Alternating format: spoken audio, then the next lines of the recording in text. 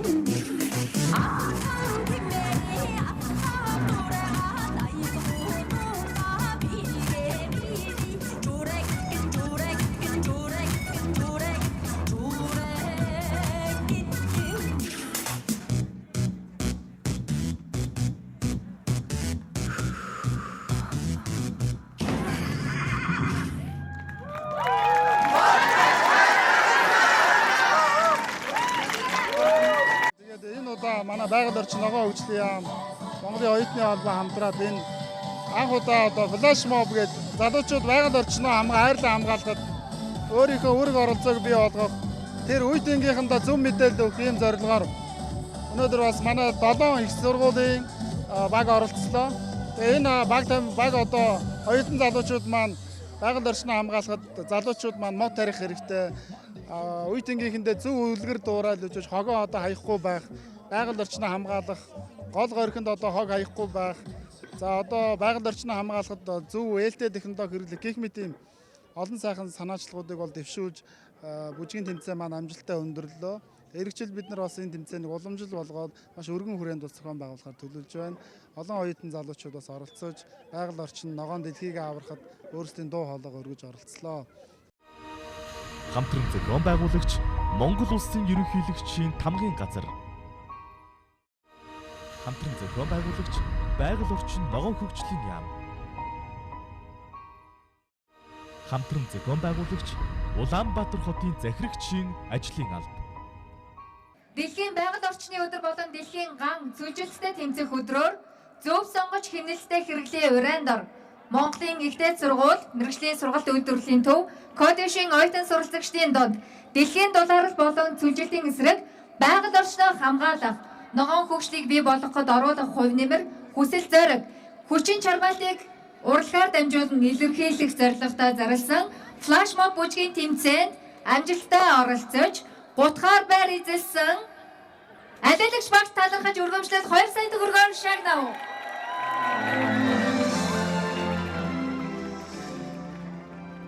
За тэгэхээр флаш моб одоо үйл ажиллагаанд 3 дугаар байр эзэлсэн алиалагч багийнхантай уулзаж байна. Тэгэхээр алиалагч багийн хамгийн гол одоо ураа нь ямар урайсан бэ?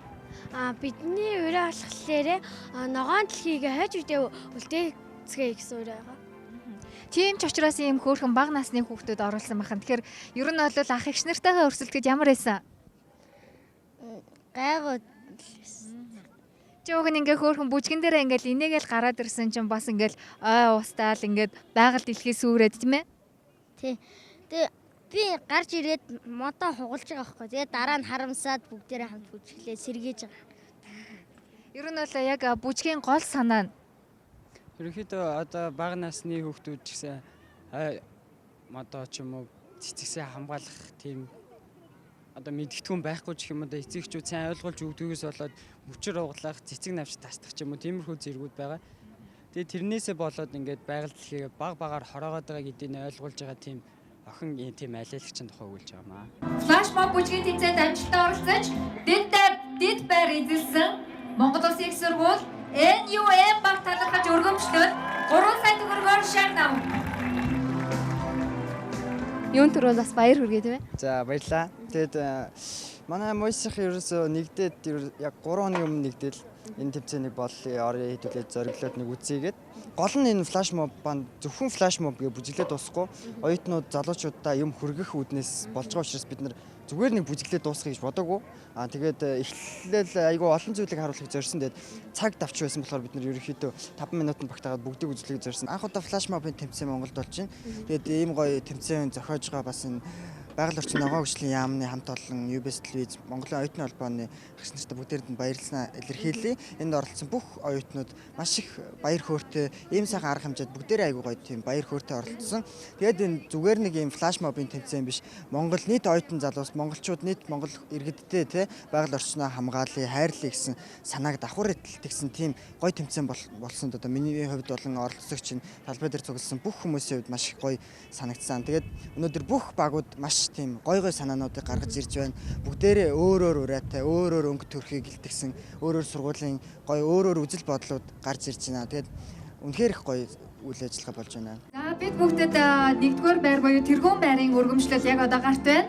Тэгэхээр энэ хүү сайхан өргөмжлөлийг хүртэх хэрэгтэй баг бол 4 сая төгрөгөөр шагнагдах ёстой байгаа. За энэ өргөмжлөл одоо мөнгөн шагналыг ирж авах юм ээ. Тэргүүн байр эзэлсэн нүүдэлчин багийг орж байна. Тэгэхээр одоо бүжгийн хамгийн гол санаа мэдээж байгаль орчны өдөр өнөөдөр тохиож байгаа учраас үнтэй уялдуулан хамгийн одоо шилдэг санааг л тусгасан байх хэрэгтэй. Ямар санааг тусгасан бэ? яг бидний үеийн залуучууд бүгдээрээ эх орныхоо ирээдүй болсон хүмүүс. Тэгэхээр эх орныхоо ирээдүйг хоггүй цэвэрхэн байлгахын тулд бүгдээрээ цэцэг ногоо тарьцгаая, хог тарихгүй байцгаая гэд ийм санааг илэрхийлж үжигээ ер нь хийсэн байгаа.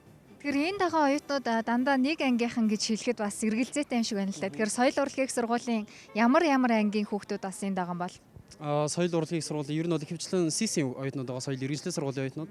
Тэгээд бас манай сургуулийн албан маань цаг алдалгүй бид нарт ийм тэмцээн болж байгаа гэдгийг бид нарт хэлсэн байгаа. Тэгээд бид нар бас тэрийг мдээгүй байсан бол энэ тэмцээнд орохгүй бас төрүүлэхгүй байх байсан баг. Тэгээд бас өөр суйсын бас салбар сургуулиудаас оюутнууд ирж оролцсон.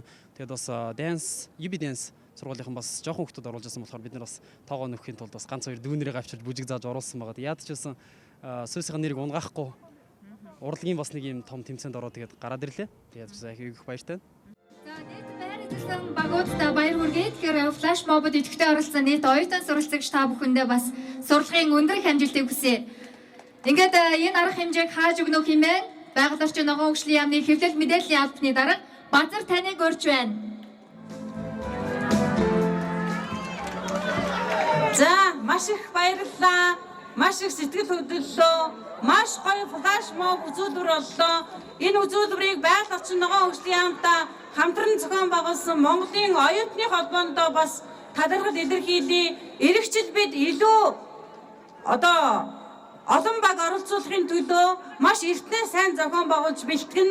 Энэ жил ерөөсөө маш 10 хоногийн дотор шийдээд тэгээд оюутны холбоог зохион байгуулж өгөөч гэж урьсан. Оюутны холбоо маань маш их сайн идэвхтэй зохион байгуулж та бүхэн маань өнөөдөр байгаль орчин ногоон хөгжлийн төлөө Монголын оюутан залуучууд ив нийтэлтэй бэлэн байгаа гэдгийг харууллаа. Ингээд амжилт хүсье залуучуудаа.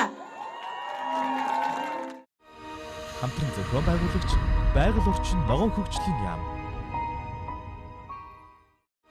Хамтран зохион байгуулагч Улаанбаатар хотын захирагчийн ажлын алба.